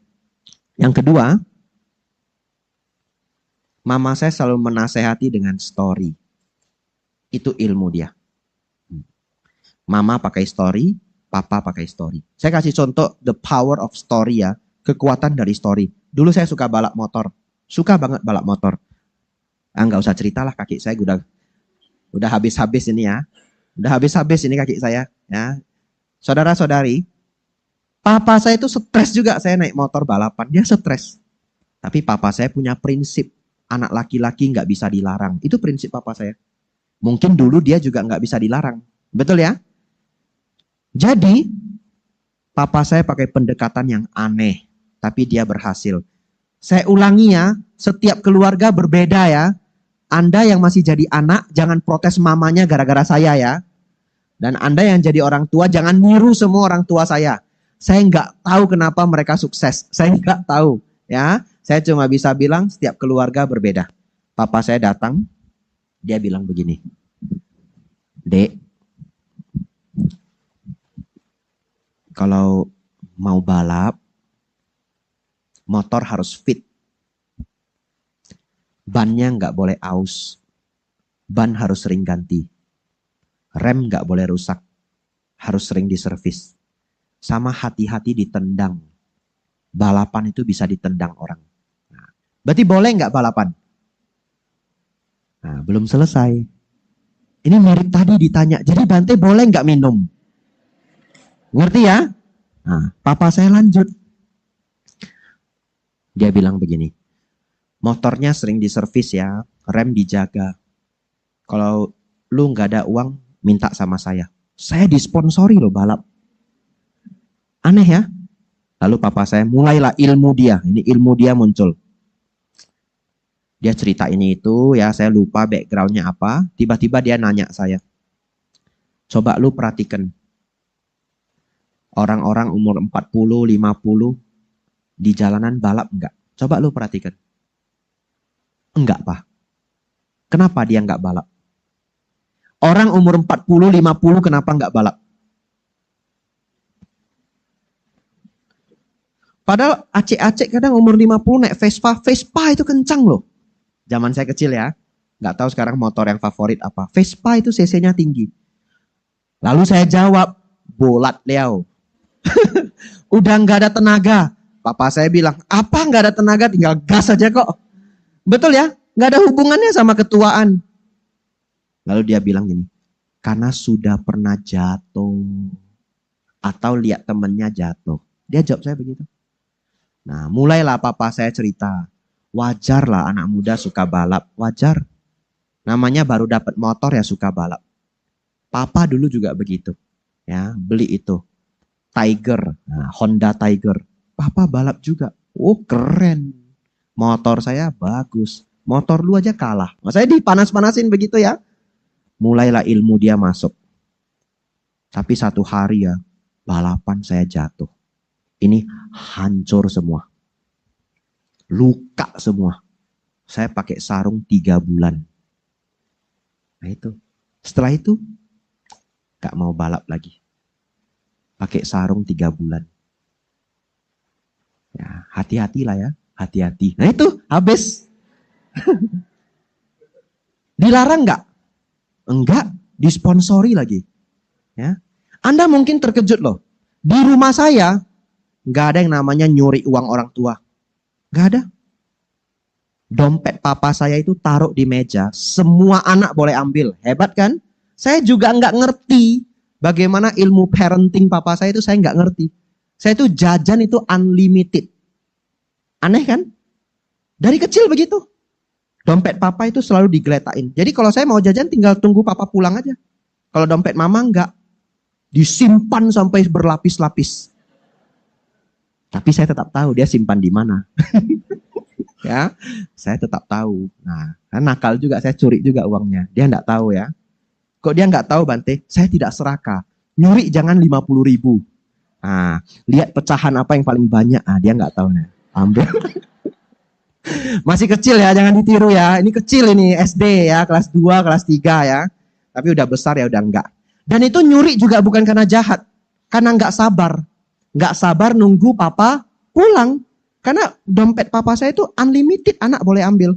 Tapi Anda tahu enggak apa yang terjadi di kami, anak-anaknya?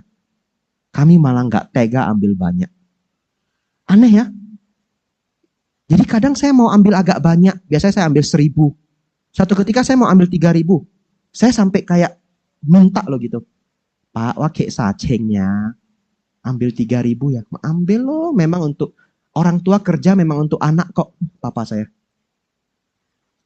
Mau ambil 5.000. Gak pernah marah.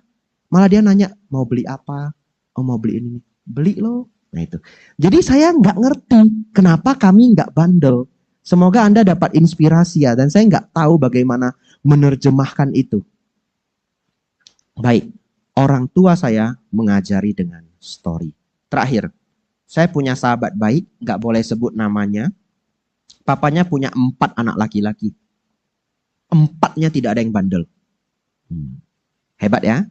Mereka sangat sukses. Sangat sukses. Anaknya semua dikasih kartu debit atau kredit, saya gak tahu. HSBC.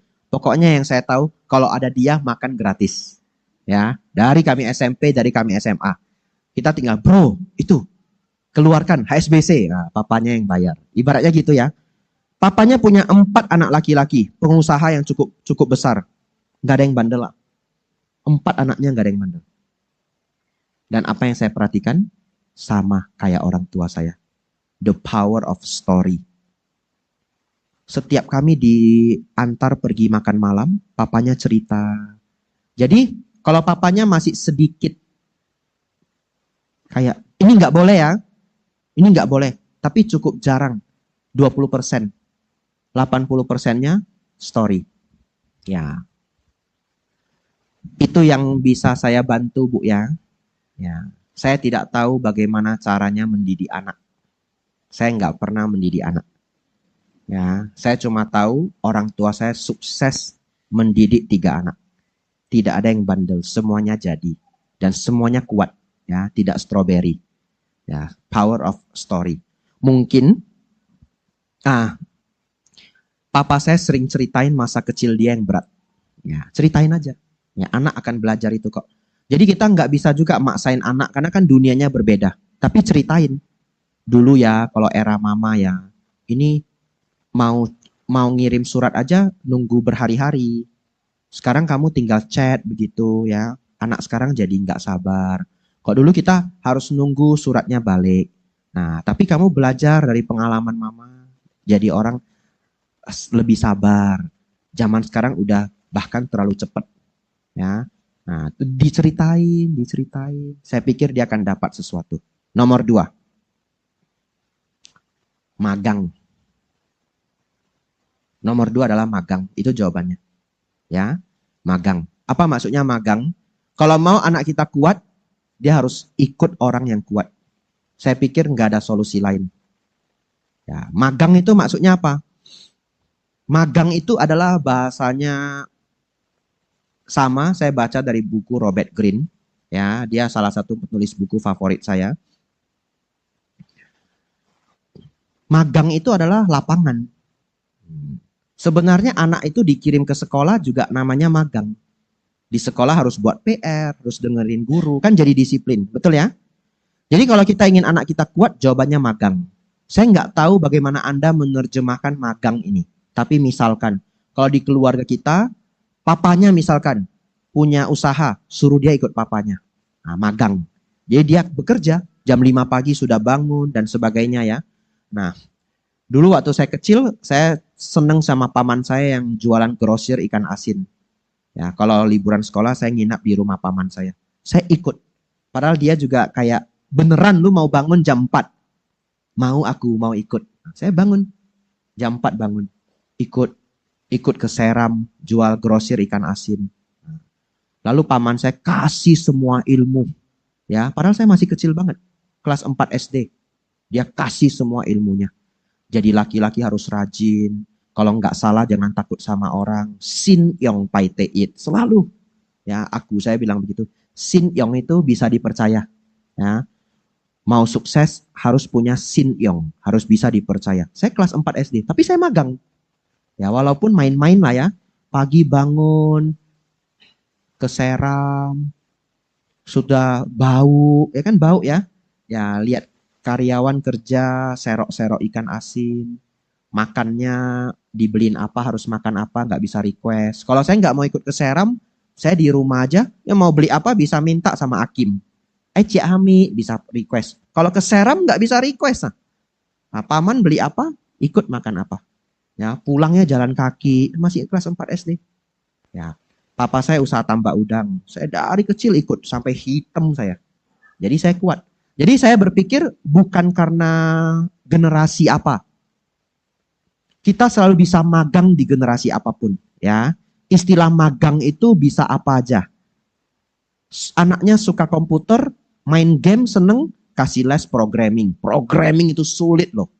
Kasih les programming. Nggak mau programming, cari les cyber security, belajar cyber security, sulitnya minta ampun. Kan jadi kuat. Ya, programming itu siapa yang belajar programming? Nah, suka ya, Paramita ya. Apa programmingnya?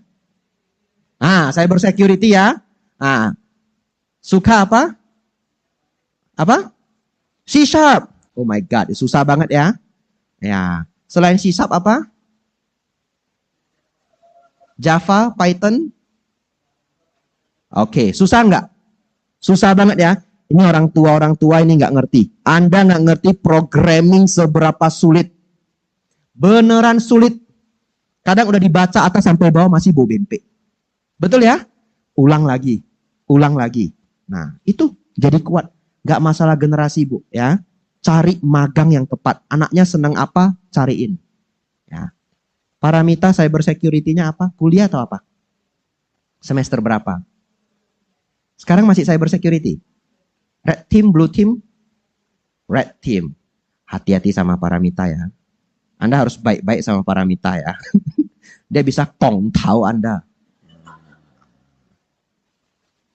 Apa itu kong tahu? Zaman sekarang kong tahu itu bukan ngirim ilmu. Dihack, hancur hidup Anda. Dia bisa baca WhatsApp Anda aja. Nah, rahasia tahu semua. Gak gampang. Ngehack gak gampang. Tapi kalau mau diperjuangkan bisa. Namanya red team, ya. Red itu hacking, blue itu defense, ya. Sekarang apa kerjanya? Pen testing. Oke, ya, very nice ya. Ini contoh, Bu ya. Saya bisa buktikan di generasi apapun kita bisa tough. Tough itu kuat. Gak ada hubungan sama generasi. Ya, ini anaknya namanya siapa? Dedek namanya siapa? Siapa? Juandi. John Lee ya. Oke, ya. Nanti senang apa? Berjuang. Ya. Bergaul sama orang yang kita pengen ambil jurusnya. Ya. Kalau misalkan Anda nggak sabar, karakternya nggak sabaran. Nah, bergaul sama saya. Delay pesawat 3 jam. Duduklah 3 jam. Bante, 3 jam loh Bante. Terasa setengah jam. Santai aja. Betul ya? Anda seuring-uring apapun, makin sabar enggak? Makin. Kenapa? Karena ada contoh. Ada orang di luar sana yang lebih sabar dari kita. Sabar kita naik. Ya. Anumodana Bu ya, itu yang terbaik yang bisa saya bantu. Nggak ada hubungan sama generasi. Magang. Magang itu bisa les, bisa kuliah, ikut papa, ikut paman, kerja di tempat yang tepat, apa aja. Ya, ikut guru yang tepat. Sadu. Penasaran Paramita lesnya kuliahnya di mana? Binus. Suka? Di mana? Budi Luhur. I see. Cyber security lebih bagus. Tenang. Programming nanti digantiin AI. Suka ganti ke cyber security. Bercanda ya, jangan diseriusin ya. Satu pertanyaan lagi silahkan. Boleh, silahkan. Ini mungkin pertanyaan penutup juga ya Bante ya. Pertanyaan apa? Penutup Bante. Penutup, Boleh. Ya. Berhubung tadi kan Bante juga ngomongin soal tentang sukses Bante. Mungkin kita muda-muda sekarang saat ini pengen cari contoh di Buddhism bagaimana cara sukses tapi juga sejalan dengan Dhamma Bante. Karena kita sadar bahwa di luar sana banyak orang sukses tapi instan dan cara kotor. Terus soalnya juga saya pernah diajak ke wihara Bante. Saya nggak bisa sebut wiharanya mana. Bante ini misalnya tentang bagaimana cara manusia itu untuk mengikis kilesa lalu mencapai nibbana. Lalu pada saat makan ada bapak-bapak ngomong, ya kita nggak mungkin capai nibbana lah. Orang kita masih berumah tangga, terus kita juga kerja, keinginan kita banyak gitu. Bagaimana kita harus melepas keinginan kita, sedangkan kita juga mau sukses gitu. Nah, ada dua hal sih Bante. Terima kasih Bante. Ya, baik ya, pertanyaan sangat bagus ya. Minum dulu kopi sedikit ya.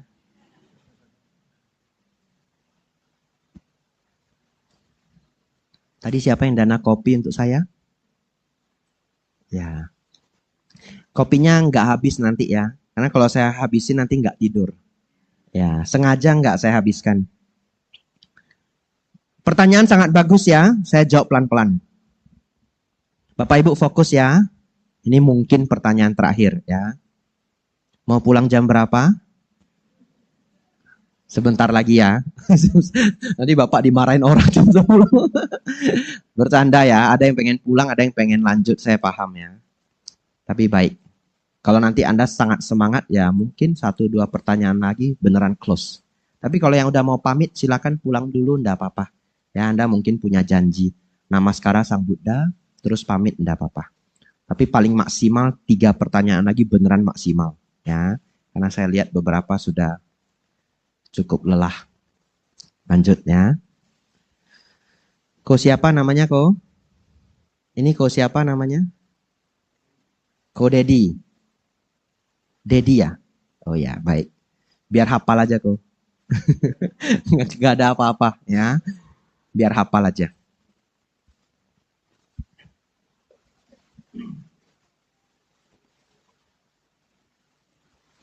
Baik, pertanyaan sangat bagus ya.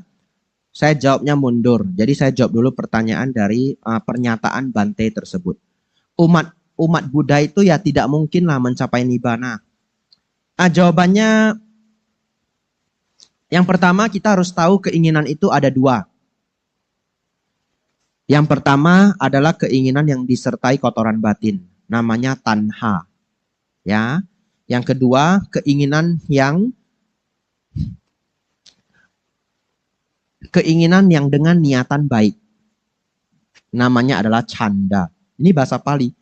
Jadi Sang Buddha tidak pakai kata keinginan. Tapi Sang Buddha pakai kata tanha atau canda. Canda contohnya apa? Ingin jadi anak yang baik, ingin jadi guru yang baik, ingin jadi dokter, ingin jadi samanera, ingin jadi bikku, ingin dipromosi, ingin banyak uang supaya bisa sayang orang tua. Baik apa enggak? Baik. Itu namanya canda. Jadi umat Buddha sering salah memahami. Mereka menganggap banyak keinginan, ada keinginan itu salah. Enggak. Manusia mana yang enggak ada keinginan? Enggak bisa. Manusia nggak ada keinginan namanya batu bata. Nggak mungkin lah hidup nggak ada keinginan. Pagi bangun aja mau sarapan. Betul ya? Nggak mungkin. Yang tidak boleh itu adalah tanha. Lalu yang kedua. Pencapaian nibbana itu diajarkan Sang Buddha dengan cara step by step. Kalau masih umat perumah tangga targetnya Sotapanna. Betul ya? Targetnya Sotapanna. Sudah Sotapanna nanti kondisi sudah cukup, targetnya Sakadagami. Ya, apa bedanya Bante? Baik, saya berusaha menjelaskan dengan yang cukup singkat. Kalau Sotapanna itu ditembus dengan pengertian. Saya ulangi, Sotapanna ditembus dengan pengertian. Ya, menghancurkan 3 belenggu awal. Menurut studi Bante Bodhi. Bante Bodhi itu adalah yang menerjemahkan Sutta, ya, orang Amerika. Tinggalnya di 1 jam dari kota California, namanya Chuang Yen Monastery. Beliau menerbitkan satu buku, Anda boleh download kalau rajin, judulnya Jana-Jana dan Umat Awam. Bahasa Indonesia sudah diterjemahkan, Jana-Jana dan Umat Awam. Dan buku itu hanya sekitar mungkin 64 halaman, lebih kurang. Ya. Di buku itu, studi yang 60-an halaman itu, beliau memberitahu kita semua, tidak ditemukan di dalam sutta-sutta bahwa pencapaian Sotapanna memerlukan pencapaian meditasi sebagai syaratnya. Dan yang ngomong Bante Bodhi, bukan Bante Abhijato. Kenapa? Karena beliau punya wewenang, beliau penerjemah sutta. Beliau nerjemahin sutta itu belasan tahun, udah beliau baca semua. Betul ya? Kalau saya yang ngomong, saya nggak punya wewenang. Bahkan pembelajar Tipitaka saja, belum tentu loh sudah baca semua sutta. Kalau penerjemah, dia mau nggak mau dia harus baca semua. Beliau memberitahu kita, tidak ditemukan di dalam sutta-sutta bahwa pencapaian Sotapanna memerlukan pencapaian meditasi sebagai syarat khususnya. Tapi Anda jangan tanya, berarti Sotapanna nggak perlu meditasi ya Bante? Jawabannya adalah bisa dikatakan begitu. Hampir bisa dikatakan begitu, karena dalam sutta memang tidak ditemukan. Kalau Bante Dhamaudo, beliau lebih berani, beliau juga master sutta, beliau langsung to the point. Sotapanna tidak ada hubungan dengan meditasi. Langsung to the point. Tapi mereka yang senang bermeditasi, lebih gampang mencapai Sotapanna. Ngerti? Ya, Sotapanna tidak berhubungan langsung dengan meditasi. Tapi kalau senang bermeditasi, lebih gampang Sotapanna. Maksudnya apa Bante? Baik. Sotapanna itu adalah mendengarkan dharma dengan baik, lalu mengerti. Kalau orang senang bermeditasi, dia lebih gampang mendengarkan dharma. Kenapa? Biasanya salah satunya sadanya lebih tinggi. Itu salah satunya. Yang kedua baru fokusnya lebih bagus. Tapi fokus juga tidak berhubungan langsung dengan meditasi. Fokus itu berhubungan dengan IQ. Ada orang memang baca sebentar ngerti. Betul ya? Ya, orang yang kalau IQ-nya tidak terlalu tinggi, dia mau bermeditasi sampai kapanpun, saya pikir dia nggak bisa fight dengan orang yang IQ-nya tinggi sejak lahir. Tapi dengan dia rajin bermeditasi, dia bisa lahir ber-IQ tinggi di kehidupan yang akan datang. Anda pernah ya ketemu teman yang IQ-nya tinggi? Ngerti maksud saya? Kita belajar 1 jam, dia belajar 15 menit. Dan itu real gitu. Dan Anda perhatikan orang yang IQ-nya tinggi. Karakternya apa? Dia kalau udah dengar sesuatu, nggak lepas. Anak kecil aja kalau pinter, dari mana taunya? Dia lihat sesuatu itu beda. Dia lihat sesuatu itu gini.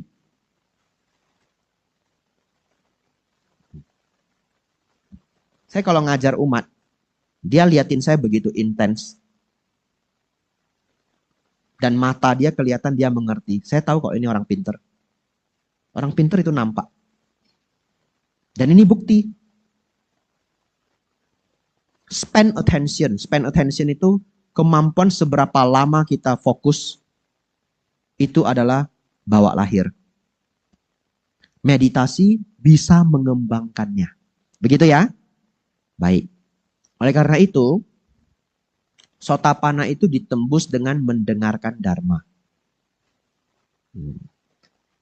Berita baik atau berita buruk Bapak Ibu Saudara? Baik. Karena umat pada umumnya tidak sering bermeditasi. Ya. Jadi kalau Anda belum sering bermeditasi, sering mendengarkan dharma. Karena pencapaian Sotapanna ditembus dengan mendengarkan dharma. Buktinya Bante mahasiswa Kong wala Bante. Ya. Bante jangan asal bicara. Buktinya apa? Baik. Bante Sariputta. Bagaimana mencapai Sotapanna? Mendengarkan satu kalimat, betul? Ya. Apa itu? Segala sesuatu yang berkondisi akan padam. Lebih kurang begitu ya. Nah, singใดสิ่งหนึ่งมีความเกิดเป็นธรรมดา สิ่งใดสิ่งหนึ่งมีความดับเป็นธรรมดา. Ya, segala sesuatu secara alamiah memiliki kemunculannya, segala sesuatu secara alamiah memiliki kepadamannya. Nah, itu dalam bahasa Thai. Nah, dulu saya hafal untuk ujian, ya. Saking intens ngapalnya, ingat sampai sekarang. Nah, jadi Bante Sariputta mendengarkan satu kalimat, dua kalimat itu mencapai Sotapanna. Diceritakan ke Bante Moggallana mencapai Sotapanna. Bagaimana Bante Mahakondanya mencapai Sotapanna? Ingat? Mendengarkan Sutta Dhammacakka Pavattana Sutta. Mencapai Sotapanna. Kenal pemuda Yasa? Siapa kenal pemuda Yasa? Gak ada yang kenal ya, saya kenalkan. Oh, ini kenal juga ya, tapi malu-malu ya. Nah, pemimpin Puja Bakti kenal. Namanya siapa? Vincent ya. Nah, saudara Vincent kenal. Pemuda Yasa mendengarkan apa? Anupubikata. Ajaran bertingkat. Mencapai Sotapanna. Jadi Anda bisa track semua nama besar yang mencapai Sotapanna. Di dalam sutta-sutta. Hampir semuanya karena mendengarkan Dharma. Tambahan lagi satu. Kenal Alara Kalama dan Udaka Ramaputta? Ada yang kenal ya? Pertapa yang mencapai jana tingkat tertinggi. Betul? Capai Sotapanna enggak? Enggak. Anda bisa lihat? Bermeditasi sampai jana tingkat tertinggi, enggak capai Sotapanna. Udah dapat enggak logisnya? Ini logis ini susah banget. Karena kita sudah sering berpikir meditasi dan pemahaman Dharma itu satu arah. Enggak. Pemahaman Dharma adalah pemahaman Dharma, meditasi adalah meditasi. Kalau diberi pilihan siapa duluan, kalau diberi pilihan siapa yang lebih penting, yang mana yang lebih penting? Pemahaman Dharma. Ingat. Kata siapa Bante? Bante Mai Siswakong Wala. Kata Sang Buddha. Majjhima Nikaya 117. Maha Catarisaka Sutta. Sang Buddha mengatakan tidak ada bukan tidak ada. Sang Buddha mengatakan sama samadhi. Meditasi yang benar itu adalah meditasi dengan 7 faktor pendukung di bawahnya. Apa ketujuh faktor di bawahnya? Pandangan benar, pikiran benar, ucapan benar, perbuatan benar, penghidupan benar, usaha benar, perhatian benar. Meditasi benar. Namanya apa ini? Jalan mulia berunsur 8. Nomor 8 apa? Sama samadhi. Betul ya? Meditasi benar. Nomor 1 apa? Pandangan benar. Sang Buddha mengatakan tidak ada pandangan benar, tidak ada meditasi benar. Tidak ada nomor 1, tidak ada nomor 8. Kalau begitu 1 sama 8 mana yang lebih penting? Kalau disuruh pilih 1. Tapi kalau bisa jangan milih. Ngerti maksudnya ya? Dua-duanya penting. Tapi kalau disuruh pilih, ambil 1. Ya. Punya pemahaman benar, meditasi belum bagus, bisa Sotapanna. Meditasi capai sampai puncak, tidak pernah mendengarkan Dharma, tidak capai apa-apa. Ya, semoga saudara-saudari benar-benar dapat logika ini, karena ini terlalu penting. Oleh karena itu, saya sudah tawarkan Anda untuk berjuang mencapai Sotapanna. Anda akan bingung caranya gimana, sederhana. Senang mendengarkan Dharma. Inilah yang Anda lakukan sekarang.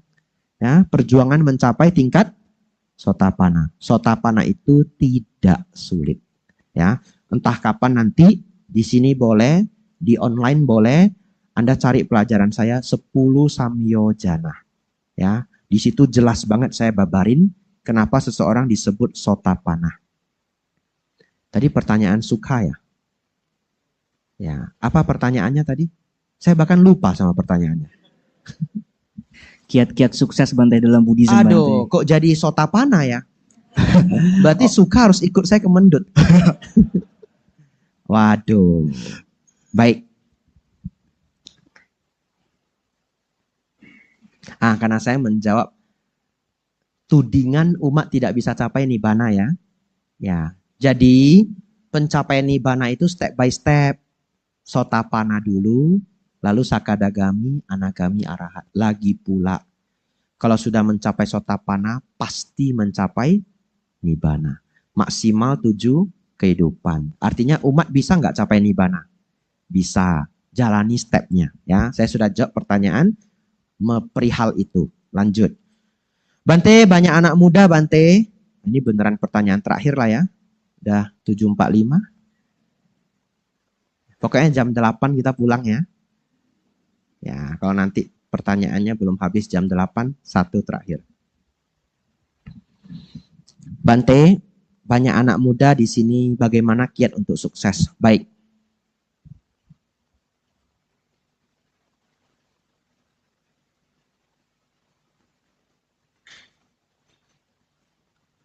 Jawabannya adalah, tolong jangan melihat sukses itu satu hal. Kalau melihat sukses itu artinya banyak uang, maka apapun akan dilakukan. Menurut saya sukses itu, dulu saya bikin 3, sekarang saya tambahin 1. Ya, 1, sukses itu sejahtera. Ya, bahasa gampangnya punya uang lah. Nomor 2, sehat. Ya, kenapa? Orang sehat punya 1000 keinginan. Orang sakit punya 1 keinginan. Mau sehat. Duit sebanyak apapun kalau sakit nggak bisa nikmati. Betul ya? Jadi diusahakan sehat. Sehat 2. Sehat fisik, sehat mental. Yang ketiga, bijaksana. Ya. Kalau tidak bijaksana, hidup banyak konflik. Saya kasih contoh yang udah to the point, cepat, tepat gitu. Uang banyak, badan sehat. Tapi ribut sama orang tua sendiri sampai ke pengadilan. Bahagia? Enggak. Bagaimana bahagia? Ya, ribut dengan istri sendiri. Waduh, ke pengadilan berulang-ulang bertahun-tahun, harta habis semua. Artinya apa? Kita nggak bisa ngeklaim kita bahagia kalau terlalu banyak konflik di dalam hidup kita. Ya, konflik akan selalu ada, tapi jangan kebanyakan, betul ya? Dan jangan konflik besar. Tapi bagaimana Bante supaya konflik sedikit? Bagaimana Bante supaya konflik tidak besar? Kalau bisa nggak ada konflik. Jawabannya Dharma. Jadi saya bisa membuktikan kalau sukses hanya diartikan uang, Anda kena konflik sampai habis-habisan. Lalu setelah mau menutup mata mengaku apa? Hidup saya tidak bahagia. Betul? Ya. Jadi 3. 1 apa? Sejahtera. 2, sehat. 3, bijaksana. Sebenarnya 3 cukup. Tapi belum kelihatan. Tambahin 1. Puas sampai akhir hayat. Puas sampai akhir hayat. Kenapa? Saya ketemu sendiri. Biarpun ini direkam, gak apa-apa. Saya ketemu sendiri. Ya, orang yang menghalalkan segala cara untuk banyak uang. Di umur 70-an, dia jumpain saya. Dia mengaku apa?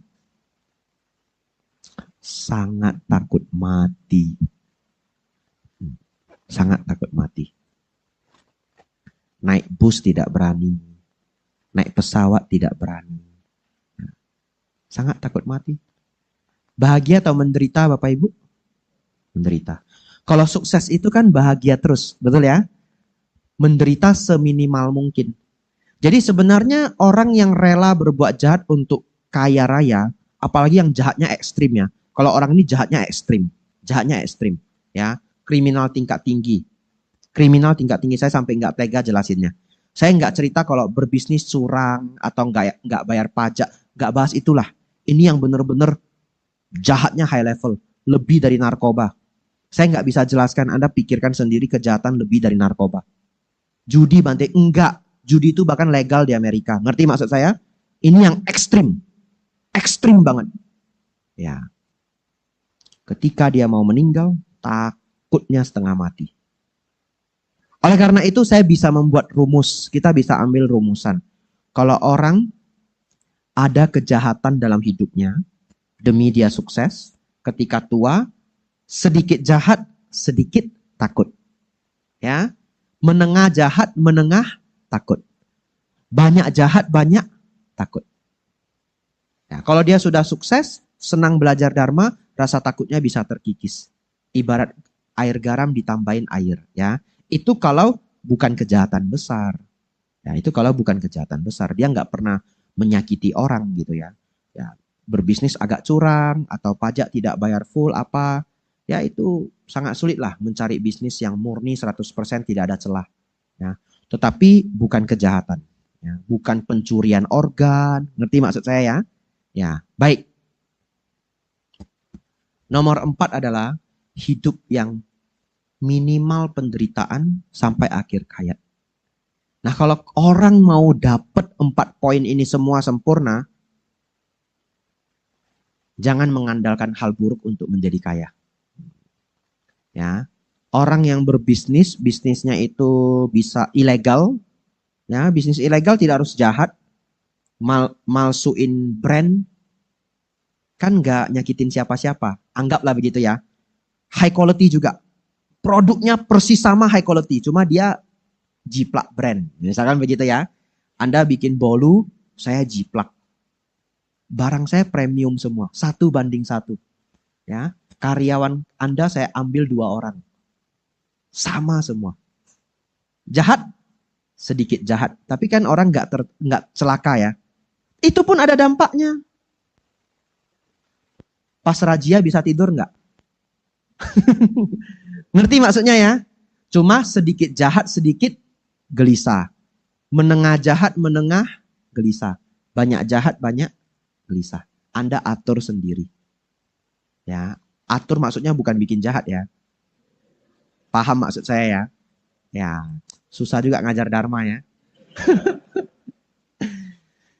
Baik, lanjut.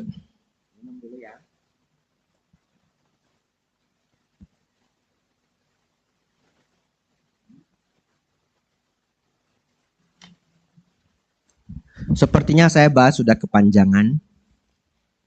Terus terang, sebenarnya pertanyaan ini kalau ditanyakan saya tadi di jam 7 atau jam 6, saya bahkan bisa menjawab topik ini 1 jam. Karena sukses secara dharma itu sangat real. Sangat real. Cuma Anda akan kelihatan sedikit sulit di awal, tapi menang banyak di belakang. Ya, sedikit sulit di awal, menang banyak di belakang. Teman Anda yang sukses dari cara tidak baik seperti menang di awal, ya, tapi hancur di belakang. Tapi saya akan ambil benar-benar bulir-bulir dharma yang mengarah pada kesuksesan, ya, agar pembahasan saya tidak terlalu luas. Manggala Sutta. Selesai. Manggala Sutta? Selesai. Baca salah satu paragraf di Manggala Sutta. Berpengetahuan, memiliki keterampilan, bertata susila yang baik, ya, tindak tanduk yang baik. Selesai. Knowledge punya, skill punya, attitude punya, lalu communication skill punya. Lanjut, kan ada 38 bulir, ya. Memiliki pengetahuan luas, memiliki winaya yang baik. Winaya itu kedisiplinan. Ya, dalam bahasa Pali, winaya itu juga disiplin. Memiliki kedisiplinan, tata laku, semuanya bagus. Itu semua adalah cara-cara untuk sukses. Ya, jadi cara ingin sukses dari cara dharma itu sangat real. Sangat real. Ya. Lanjut. Salah satu cara sukses itu adalah menyelesaikan problem. Jadi Sukha bisa lihat problem apa yang ada di masyarakat, kita cari solusinya. Semua aplikasi-aplikasi programming yang hari ini dibuat kan untuk nyelesain problem. Betul ya?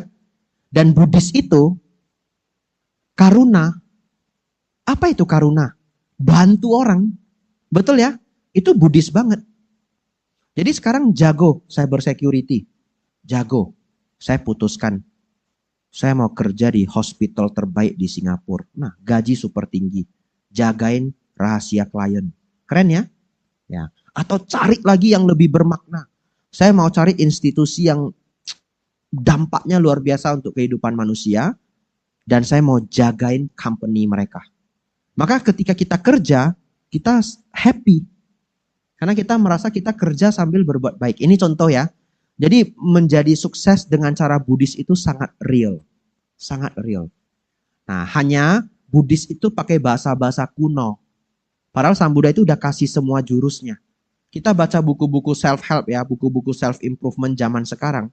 Diajarin A, B, C, D. Kadang-kadang kita cari di Dharma, sudah ada kok. Cuma pakai bahasa kuno. Ya. Yang selanjutnya. Kalau kita cerita programming, salah satu untuk sukses itu solve people problems. Ya. Yang kedua,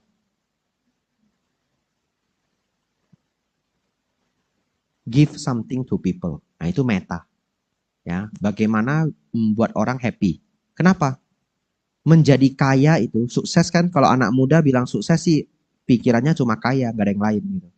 Cuma tadi saya tambahin 3 gitu ya. Tapi kita ambil contoh ingin kaya. Ingin kaya itu gimana sih caranya? Ngambil duit orang. Karena duit itu ada di tempat orang. Betul ya? Cuma gimana caranya Anda mau ngasih duit Anda ke saya? Nah, itu kita pikirkan. Gimana caranya Bante? Nah, Anda pikirkan. Orang senangnya apa? Orang butuhnya apa? Ya, itu meta. Jadi memikirkan apa yang disenengin orang rela memberikan uangnya ke kita sukses. Ya. Kalau cerita sukses sangat banyak. Makanya tadi saya cerita 1 jam gak habis. Ya. Tapi setidaknya hari ini Sukha bisa berpikir, punya skill programming, problem apa sih yang bisa saya solve gitu ya. Saya dulu kagum dengan Smadaf. Tahu Smadaf? Ya, antivirus lokal. Cuma 6.000 atau 17.000 subscribingnya. Lokal loh. Tapi kehebatannya ya dia memang spesialis nge-scan flash disk. Dan orang subscribe juga.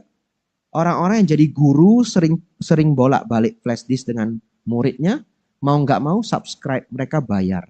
Itu solve people problem. Betul ya?